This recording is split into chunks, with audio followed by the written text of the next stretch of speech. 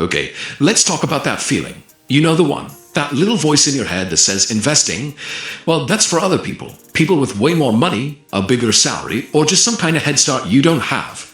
It's a massive barrier for so many of us, right? But here's the thing. Is that feeling based on reality? Or is it just a myth? Let's dig in and find out. I mean, this is the question at the heart of it all, isn't it? When you hear the word stock market, what do you picture? Are you seeing Wall Street traders and millionaires in suits? Or do you, even for a second, picture, well, yourself? For a long, long time, the answer to that felt pretty obvious. And this is myth number one, the big one. You need a fortune just to get in the door. It really feels like this exclusive club with a super high price of admission, and you're just stuck on the outside looking in. Then there's this one, the waiting game. Oh, I'll start investing when I get that big promotion, or, once I'm earning six figures, then I'll get serious. But the goalpost for what enough money looks like, it just keeps moving further and further away, doesn't it? And it all really just boils down to this single thought right here. This feeling that your hard-earned money, the little bit you've managed to save, is just too small to make any kind of real difference. So you wait, you put it off, and whoops, another year just went by. So let's just cut through all that noise and ask the question straight up. Can you really begin with a pretty small amount, something like 100,000 rupiah, which for perspective is less than 10 US dollars? Is that even possible? And the answer is a clear, loud, resounding yes. Not a maybe, not a well sort of, but an absolute 100% yes, you can. And honestly, this one little fact changes the entire conversation about who investing is actually for. Alright, so let's really dive into this. We're going to take that not enough money myth and we're going to tear it apart. We're about to see why the real barrier holding you back probably isn't in your bank account. It's actually in your head. You have to understand the world has completely changed. I mean, not that long ago, investing was complicated. It meant a ton of paperwork, visits to an office, and yeah, you needed large minimums to even get started. But today, now, you can open an account from the same exact device you're watching this on. Technology has totally leveled the playing field. And this is the most crucial point to get. The old excuses, they just don't apply anymore. The biggest hurdle we face now isn't financial. It's psychological. It's simply making the decision to start, to just begin. Okay, but here's a wild thought. What if starting small isn't just okay? What if it's actually an advantage? Let's explore this counterintuitive idea that having less money to start with could be your secret weapon. I absolutely love this way of thinking about it. It reframes everything. You're not trying to get rich overnight. You're not trying to hit a home run. You're simply paying a small fee to enroll yourself in the best financial school there is, the real world. You are literally buying knowledge and experience.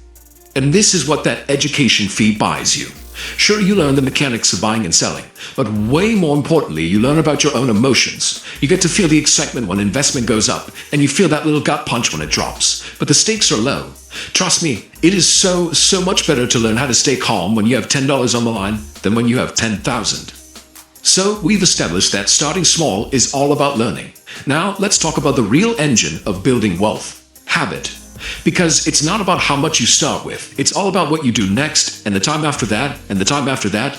Just look at this comparison. On one side, you've got the person who waits and saves up this big lump sum and then makes one giant, super high pressure bet.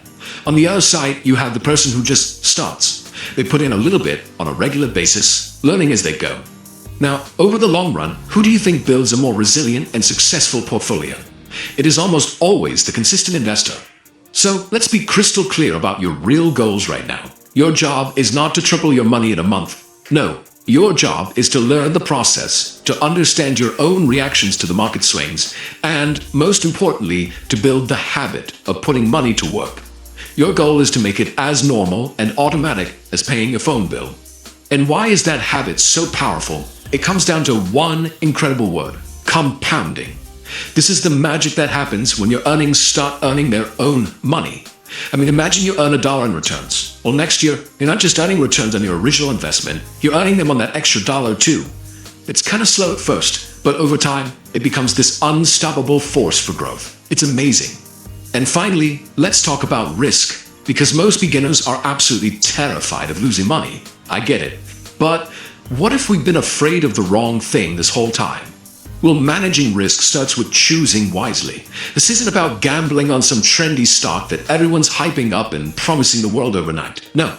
Instead, you want to focus on companies with clear, understandable businesses and a stable track record. Remember, your goal is steady learning, not some wild speculation. And please, let me be perfectly clear about this. There is absolutely zero shame in starting small. In fact, the most successful investors you've ever heard of, people like Warren Buffett, they all started small. They bought one share. They just began the journey. You are in very, very good company. And that brings us to the single most important idea in all of this. Listen to this. The risk isn't that your $10 investment might go down to $9. The real risk, the one that can truly cost you, is waiting 10 years to start it all and missing out on an entire decade of growth, learning, and that compounding magic. That is what you should actually be afraid of.